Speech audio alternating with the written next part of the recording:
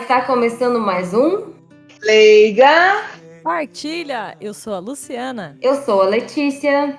E eu sou a Mariane. Lembramos que este é um podcast para refletirmos sobre as leituras da Bíblia de uma maneira mais informal e descontraída, mas sempre com muito respeito. E hoje, o capítulo 21 de Mateus, que teremos aqui no nosso episódio. Convidamos você a comentar sobre este e outros episódios e também interagir nas nossas postagens nas nossas redes sociais. É isso aí. Então, vamos à leitura, Mari. Olá, então, como já mencionado, capítulo Evangelho de Mateus, capítulo 21, dos versículos de 33 a 43. Jesus disse aos sumos sacerdotes e aos anciãos do povo: escutai esta outra parábola. Certo proprietário plantou uma vinha, pôs uma cerca em volta, fez nela um lagar para esmagar as uvas e construiu uma torre de guarda. Depois, arrendou-a a vinhateiros e viajou para o estrangeiro. Quando chegou o tempo da colheita, o proprietário mandou seus empregados aos vinhateiros para receber seus frutos. Os vinhateiros, porém, agarraram os empregados e espancaram a um, mataram a outro e ao terceiro apedrejaram. O proprietário mandou de novo outros empregados, em maior número do que os primeiros, mas eles os trataram da mesma forma.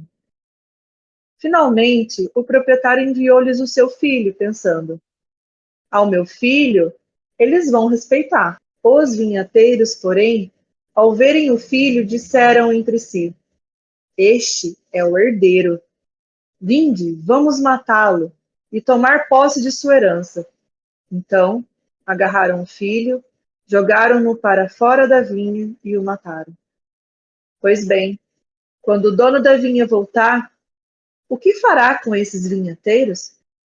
Os sumos sacerdotes e os anciãos do povo responderam: com certeza, mandará matar de modo violento esses perversos e arrendará a vinha a outros vinhateiros que lhe entregarão os frutos no tempo certo. Então Jesus lhes disse: vós nunca lestes nas Escrituras? A pedra que os construtores rejeitaram tornou-se a pedra angular. Isso foi feito pelo Senhor e é maravilhoso aos nossos olhos? Por isso eu vos digo: o reino de Deus vos será tirado e será entregue a um povo que produzirá frutos. Obrigada, Mari. Bom, agora eu convido a Lu para fazer aquela contextualização dessa leitura que é bem grandinha. Bom, eu vou no esquema que a Alex mesmo nos ajudou a inventar aqui de contextualização do quem, onde, quanto, né? Então, quem? Estamos ali com Jesus, os sumos sacerdotes e os anciãos do povo. Onde se passa essa leitura? Em Jerusalém, mais precisamente no templo de Jerusalém, né? E quando se passa essa leitura, né? Jesus está ali falando com os sacerdotes e anciãos do povo, no momento em que já está se aproximando, né? A sua morte e a sua paixão e morte, né? Então ele já sabia a respeito da sua paixão e morte, e ele usa a parábola, né, dos vinhateiros para alertar as pessoas ali a respeito do que estava por vir, né? Então, basicamente, é isso que se passa neste contexto. Ok, muito obrigada, Lu. Então eu mesmo hoje abro as reflexões. Bom, o evangelho está, né, cheio de simbologia, é uma parábola, né, como Jesus gostava de ensinar o povo.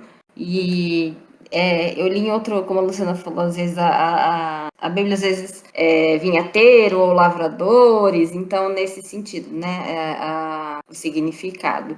Então é a parábola dos vinhateiros ou dos lavradores maus. Bom, é uma crítica, né, falando da época mesmo, né, aos líderes religiosos da época, né, que rejeitaram, eu vejo assim, né, tantos profetas e aqueles que vieram antes de Jesus, quanto, né, próprio Jesus. E rejeitando não só ele, mas também a sua mensagem, né? A sua mensagem de verdade, a sua mensagem de justiça. E tentando trazer um pouco para os dias atuais, eu acho que a mensagem, né, sempre é temporal, a mensagem de Jesus é para sempre, né?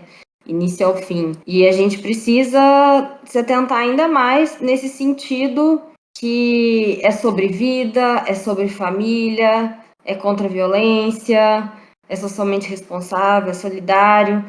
Então, é importante que, se nós somos esse povo, né, que foi entregue, né, tirou de um e foi entregue, e se nós somos esse povo que foi entregue, será que a gente está produzindo esses frutos que ele espera? Então, eu acho que a gente precisa se atentar a essa mensagem e não repetir um padrão, né, que aconteceu, porque não é porque Jesus morreu e ressuscitou que ainda muita gente rejeita, né? Muita gente nega ou vai contra a palavra de Jesus. Então, eu acho que o que a gente puder fazer para resgatar essa mensagem, né, valorizando as coisas importantes da vida, a família, os amigos, a comunidade cristã, vai ser muito importante. E eu acho que também, além disso, a leitura também alerta a gente sobre as consequências, né? De, às vezes, a gente olhar só pro nosso egoísmo, a nossa ganância, porque, como diz, né, a gente sempre fala aqui, né, que Deus é bondoso e compassivo, mas a bondade e a paciência dele tem limite e não seria bom a gente ficar testando esse limite. Bom, acho que minha reflexão é mais nesse sentido, né? Acho que dá para falar, refletir muita coisa aí, a leitura é grande. Mas agora eu passo a palavra para minha colega Mari fazer a reflexão dela. Bom, então, passando agora para esse momento reflexão, né? Eu achei muito interessante o quanto foi assim providencial, assim, na verdade me remeteu muito à questão das alianças que Deus fez com o povo, né? Como a Alex também já começou falando, né? Então, lá na criação do mundo, Deus faz uma aliança com Adão e Eva e acontece o quê, né? Deus é frustrado no seu projeto, né? E aí, mais uma vez, ele faz uma nova aliança com Noé, né? E ele estabelece ali a sua aliança e fala para eles, né, que ele está confiando de novo naquele povo. Então, ele faz uma exigência, né? Em todos esses períodos, né, na criação, foi a exigência de comer de todos os frutos, menos do proibido, né? Menos daquele que ele tinha orientado. Lá em Noé, ele faz uma exigência, né, de não comer também de animais que não fossem animais sufocados. Em Abraão, quando ele espera de Abraão a fidelidade, o sacrifício de Isaac, né, ele faz uma exigência. E a Moisés, a observação dos mandamentos é uma exigência. E Jesus, o próprio filho que ele manda, né, no caso, fazendo essa analogia, ele faz também a exigência a Jesus. E também, assim, para Jesus, ele também faz uma exigência que é a da obediência, né? E ele fosse fiel, ele fosse obediente, né? Que assim como um cordeiro não se tentasse, né? Não tentasse fugir ou correr, né? E na igreja hoje em dia nós temos uma exigência também, que é seguir o evangelho de Cristo, né? Mas toda exigência, toda vezes que a gente vê que na passagem, né, nas passagens bíblicas, está cercado de uma exigência de Deus, ele está junto a uma promessa, ele está ligado a uma promessa. E lá na criação a promessa era de que seriam fecundos e iriam multiplicar, né? Seriam fecundos. Iam encher a terra. Em Noé, não haveria mais dilúvio. Essa era a promessa de Deus. De Abraão, que a sua descendência seria numerosa, né? E ele teria aquele que iria dar continuidade à sua descendência. Em Moisés, se eles obedecessem a essa aliança, né, que era dos mandamentos, ele seria o povo de Deus em particular. E Jesus é a salvação eterna que nos garante a preço de sangue, né? É uma nova aliança. E nós precisamos hoje viver, e nós vivemos a promessa do amparo do Espírito Santo, né? Só que a finalidade a finalidade disso tudo, né? Tem a exigência, a promessa e também uma finalidade, né? Então, lá na criação, Deus queria estabelecer uma profundidade eterna de união entre Deus e o homem. Ele não queria que tivesse ruptura e nem obstáculo, né? Mas, deixa aí 3 pontinhos. Lá em Noé, era conservar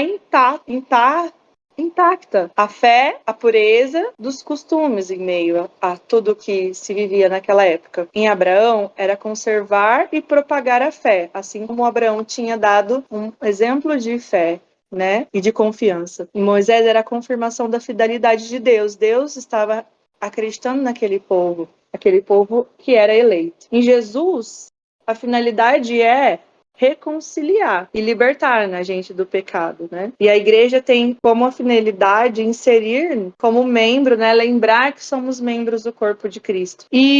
Mas Mari, o que você está querendo dizer com tudo isso? É o que está dizendo aí nesse evangelho. Né? Que Deus não desistiu do povo. Ele poderia, e muitas vezes a gente vê um Deus arrependido, irado, né? Assim como Jesus aí conta nessa parábola, ensinando em parábola, mas ele insiste. Não, ele vai reconhecer que é o meu filho e eles vão ceder, eles vão, né? E aí vê aí mais uma vez o ser humano que também nessas renovações de aliança que Deus faz no Antigo Testamento até o Novo, que é os dias de hoje, a gente vê o quê? Um Deus que não se cansa de amar e de acreditar em cada um de nós, né? Então, que possamos relembrar hoje com esse evangelho o quanto Deus tem nos dado sinais dessa aliança, né? E o sinal, nós temos aí marcas de sinais, né? Que Deus dá os sinais para nós. Lá na criação, foi a própria criação do mundo. Em Noé, ele deu um sinal que era o arco-íris, né? Ele diz que ele traria um sinal no céu. Em Abraão foi a circuncisão, em Moisés as tábuas da lei, né? Os 10 mandamentos. A vinda de Jesus, a própria pessoa de Jesus. E hoje, nos dias de hoje, nós temos como sinais os sacramentos. Então, bora se reconciliar e renovar a aliança vivendo os sacramentos. Amém. Depois dessa aula, né? Não. Legal. Não, foi muito bom. Mari, muito obrigada. Perfeita. E agora eu passo para concluir as reflexões a Luli. Muito obrigada, meninas. Antes da minha reflexão, só um comentário mesmo a respeito da linguagem, tradução, que eu acho muito interessante mesmo. A Alex comentou, né, que ela viu ali como lavradores malvados, alguns maldosos, alguma coisa assim, né? E eu tinha lido em algumas coisas como a parábola dos vinhateiros assassinos. Falei, como muda, né? Exato, né? Pois é. Falei, talvez essa tradução seja até mais fiel, porque assim, lavradores pode ser de qualquer coisa, e vinhateiros realmente é em relação a vinho. Então talvez essa seja uma tradução até mais fiel. Mas como é muito mais simples de entender, né? Tipo, lavradores maldosos do que vinhateiros assassinos. Achei meio pesado. Parece até um nome de banda, enfim, né? Quem quiser ir fazer uma banda pesada aí, ó. Pesada de rock. De rock pesado aí, fica nome, dica de nome aí. Mas voltando agora para a reflexão aqui mesmo. Eu não sei se na minha reflexão talvez eu esteja adiantando algum espinho na carne, mas enfim, é o que veio no meu coração ali enquanto eu li a palavra. Então, se tem alguma... Depois ali no espinho, quem for falar o espinho, a gente vê se tem alguma ligação, né? Durante a leitura, chamou muita atenção, é o trecho que os sumos sacerdotes, os anciãos, né, Jesus pergunta, né, e aí, o que vocês acham, né? E eles falam, não, com certeza tem que matar essas pessoas horríveis que fizeram essas coisas horríveis e arrendar a vinha para pessoas honestas, né, que entregarão os frutos no tempo certo, né? Então, assim, a resposta dos sumos sacerdotes estava, assim, de certa forma, o pensamento deles, né? A gente nota que desde lá, no tempo de Jesus, e até hoje, a gente vem sofrendo, sendo o alvo, ou até sendo os apontadores, como diz assim, uma relativização da verdade. O que eu quero dizer, né? Que eles sabiam, quando Jesus fez a descrição da parábola, os vinhateiros ali, eles sabiam, né? Os subsacerdotes sabiam que os, vou chamar de lavradores, que fica mais fácil, né? Os lavradores estavam errados, né? Então, assim, Jesus perguntando ali diretamente para os sacerdotes, eles falaram, não, os lavradores maldosos estão errados, não é certo fazer isso, ir lá pegar e matar o filho do cara, matar a galera e fazer isso, tá errado fazer isso. Mas, né?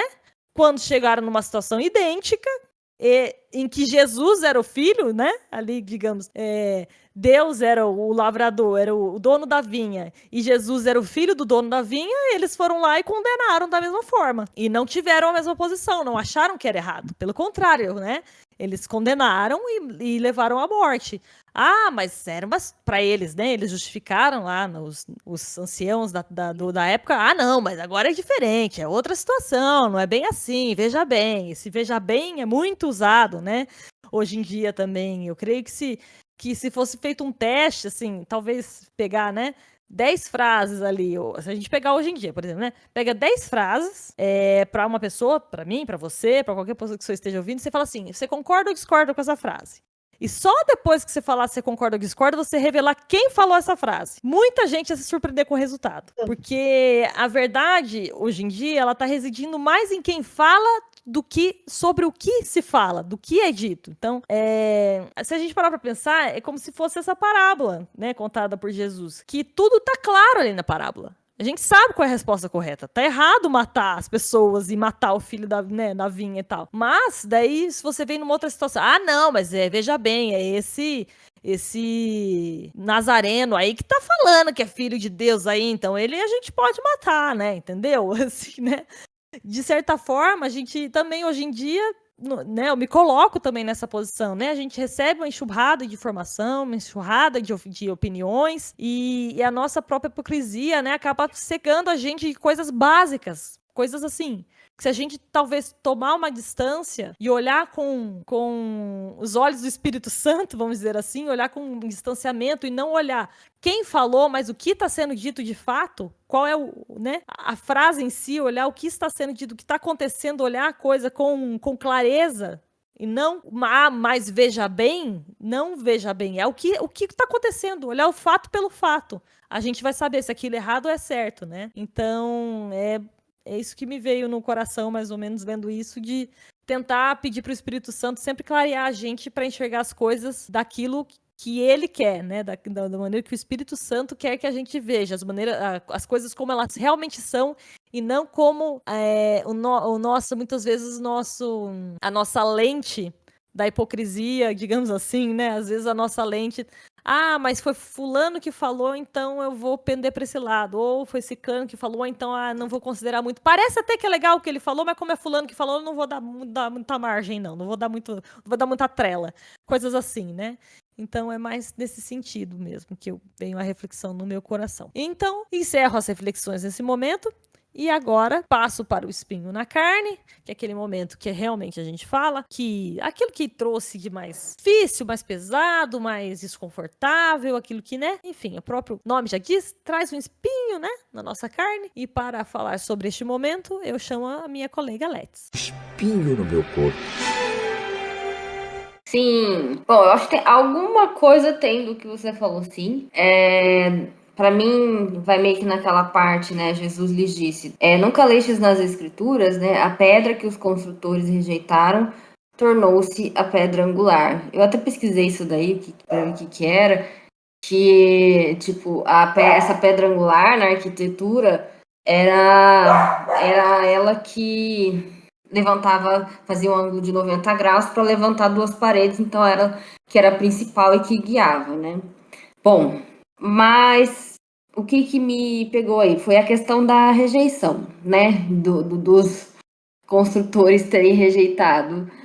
Porque eu fico imaginando, se eu vivesse naquela época, eu acredito, será que eu também não iria subestimar, né? Como a Luciana falou, Jesus, a verdade de Jesus, os seus discípulos, também não ia querer fazer a minha verdade ali e ia julgar com base em aparência, com base em primeira impressão. Então, e na verdade, assim, o quanto que eu não faço isso automaticamente hoje, né? No meu espinho na carne veio, assim, as pessoas em situação de rua, sabe? Eu acho que a gente mora numa cidade pequena, né? Nós, colegas aqui. Então, quando a gente vê alguém pedindo, ainda assim é mais fácil olhar com um olhar de compaixão, ajudar, dar um dinheiro, comprar uma comida. Enfim, né? É uma cidade que não tem tanta violência. Mas quando a gente vai para uma cidade um pouquinho maior aqui do lado, por exemplo, a gente não sente compaixão, a gente sente medo, né? A gente preza pela nossa segurança. E não que eu acho que isso seja errado, mas como é espinho na carne, ainda assim eu me sinto muito mal. Eu me sinto muito mal de rejeitar as pessoas, sabe? Assim, no sentido de se meu vidro tá abaixado, eu levanto, desvio para não ter contato de olhar.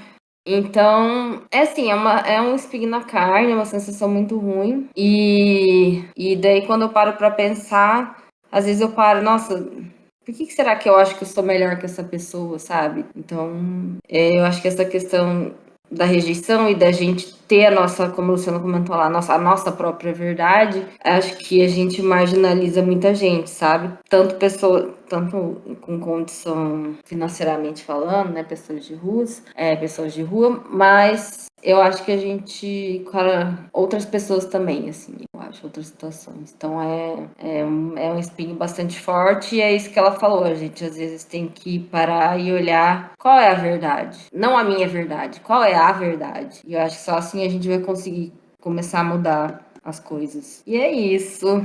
Doído. Mas, enfim, tem, né, Jesus aí pra falar a verdade, pra gente, né, se situar, então. Mas em contrapartida, a gente também sempre tem, né, o lado bom de fazer o bem.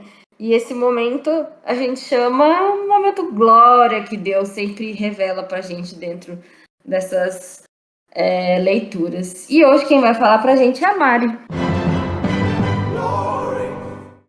Bora lá! Bom, talvez assim, minha reflexão tenha sido um pouquinho mais comprida, mas para poder trazer o glória, eu acho, viu? Porque assim, como trazer um glória dessa passagem, né? Eu achei uma missão assim, até tanto quanto exigente, para não falar. Sim. Isso, desafiadora, né? Mas eu fiquei com esse último versículo. Não, último não, com esse versículo aqui da parábola mesmo em si, né? Pois bem, quando o dono da vinha voltar, o que fará com esses vinhateiros? Então, assim, mas eu não me atentei à questão, assim, do Deus imperador ou justiceiro, não é nesse sentido. Mas eu foquei muito nessa questão que o dono da vinha vai voltar, sabe? E o quanto a gente precisa se apegar a isso, né? Por isso que eu quis, eu acho que, né, ou que veio assim no meu coração, relembrar das vezes e tantas foram as vezes que Deus insistiu na humanidade, né? Que Ele renovou sua aliança, é comprovado que essa aliança de Deus é uma aliança de amor com o homem, com o ser humano, com a criação. É o Criador e a criatura, né? Então, ele está ali o tempo todo, com todos os motivos, né? Como esse dono da vinha, né? Com todos os motivos, meu filho, né? Matou o filho, matou empregados, né? E tudo mais. E isso também nos remete aos dias de hoje, né? Quantos sangues de pessoas inocentes aí. Mas assim, mesmo assim, Deus não desiste de nós. Ele continua renovando a sua aliança. Porque se não fosse assim, nós não teríamos tanta a preocupação de Deus em nos avisar para nos converter, né? Podem ver aí, né, as aparições, as mensagens de Nossa Senhora, né, nos trazendo aí a uma busca pela oração, pela busca pela conversão de um povo. Não somente isso, mas quantos lugares, né? E aí nós temos momentos da nossa fé, da nossa vida, da nossa fé cristã, né? Onde nós temos aí profecias, né, para os dias de hoje e de que Deus vai voltar, né? E Ele está para voltar, e eu creio muito nisso. Não que a gente tenha que ficar com medo, né? Porque eu penso que às vezes quando se pensa em Deus voltar, a gente pensa muito em acabar o mundo, né? E talvez nessas coisas assim de último julgamento. Mas eu acredito mesmo no encontro decisivo, né? E penso que nos deve encher de esperança lembrar e saber que Deus vai voltar, né? Porque é o cumprir dessa promessa, né? Então é um super glória saber que Deus vai voltar, por quê? Porque ele não desiste, né? Dessa aliança que ele tem conosco, né? Suas criaturas. E é isso. Ela achou. Oh, Ela achou muito Glória, glória. Glória. E a sua reflexão foi super necessária, entendeu? Não foi rapidinho, foi sim, com certeza. necessária. E é isso mesmo, né, Mari? Agora eu fiquei pensando, fiquei igual assim quando, sei lá, tipo, alguém vai viajar e fala pra gente cuidar da casa. É bom quando a pessoa volta, porque é uma responsabilidade ficar cuidando daquela casa, né? Sim, dá Então, um se a gente friozinho na barriga, né? você Saber fala, assim, se vai nossa, quebrar vou alguma botar. coisa. Lógico, tem gente que vai, né, fazer uma arruaça, mas tem gente que vai ficar preocupado e vai ficar feliz de saber que a pessoa tá voltando. Então, eu peguei esse seu. Pegou. Glória, então glória. Agora. Bom, e agora a gente vai para aquele momento que eu acho que ela adora. Eu também acho. Que eu acho que é providencial. É aquele momento dica cultural ou com leitura, ou não tem nada a ver com leitura, mas ela sempre traz esse momento, muita coisa legal. Boa nova, e eu chamo a Luli. Eu quero partilhar a boa nova com você. Muito obrigada. Gente, eu confesso que dessa vez eu tive dificuldades também. Como assim? Olha, invertemos as Os vezes. papéis. Os papéis. A Mari que fala que tem mais dificuldade, tá? Ontem eu tava assim, mas o que eu vou falar? E eu tava. A leitura é uma leitura mais pesada, né? E tudo que me vinha à cabeça eram filmes todos muito pesados, sobre hipocrisia, não sei o que. Eu falei, ai, gente, não, mas já tá tão baixo astral o negócio aqui, não quero falar do filme X, filme Y. Aí eu achei um jeito de dar uma desculpa aqui, enfiar o negócio alegre, tá? Então, não vai ser super edificador e tem a ver com a leitura, mas eu vou dar um jeito de dar um girai aqui e fazer parecer que tem a ver. Não tem a ver com a leitura não, mas que tem pelo menos que tem alguma coisa edificadora, vamos dizer assim, tá? Inclusive, eu até a Alex já sabe porque eu já dei dica pra ela esse fim de semana. É uma série de comédia, muito curtinha, 8 episódios, acho que tem, sei lá, meia hora cada episódio, então é bem curta, que chama Na Mira do Júri, tá no Prime Video, tá? Ela é basicamente o quê? É um júri, né, americano, tal. Então, são atores, né? Enfim, o juiz é ator, os jurados são atores, é um caso ficcional. Porém, tem um jurado que não é ator. Ele acha que ele realmente está participando de um júri. E ele entra ali achando que está sendo um documentário. Ele sabe que está sendo filmado porque ele acha que é um documentário de verdade. Então é meio que uma pegadinha. Meio não, é uma pegadinha, né? Pra ele. É uma pegadinha, a série toda é sobre ser uma pegadinha pra ele aquilo. E daí, lógico que eles fazem situações assim, esdrúxulas pra ver a reação dele e tudo mais. Então é bem engraçado nesse sentido. E os atores são muito bons porque eles têm que estar no personagem o tempo todo, né? É tudo improvisado, porque, né? Lógico, imagino que tem um texto ali meio que conduz o fio da meada ali, mas assim, eles têm que reagir conforme a reação desta pessoa, que é a pessoa real, né? E o que eu vou fazer encaixar aqui é que esse cara que é a pessoa real, que não sabe que é uma mentira, ele é um cara muito, muito de bom coração. É muito impressionante. É surpreendentemente de bom coração, assim. De constranger, tipo assim, eu na situação dele, eu ia ser muito chata. E ele é muito legal, entendeu? Eu não sei qual é a religião dele, mas ele tem atitudes muito cristãs, entendeu? Assim, não vou dar spoiler, porque é legal cada um ver ali e tal. Então não vou assim, mas eu vou só citar um exemplo de uma cena, por exemplo, né? Que ali eles são, então, ele tem um júri e tal, e eles têm que ficar dias no júri, né? Então eles não podem ter contato com coisas lá fora, então eles vão... É igual mesmo, tipo, igual... E daí eles não podem. Júris, como vai durar mais de dias, eles vão ter que ir num hotel enfim, ficar no hotel e eles não podem voltar pra casa. E daí, né, eles colocam ele no quarto ao lado de um dos caras mais esquisitos de outro jurado, de um jurado que é muito estranho, assim, um cara muito bizarro, entendeu? Um cara muito esquisitão, que é meio que um nerd da tecnologia, mas assim, bem esquisito.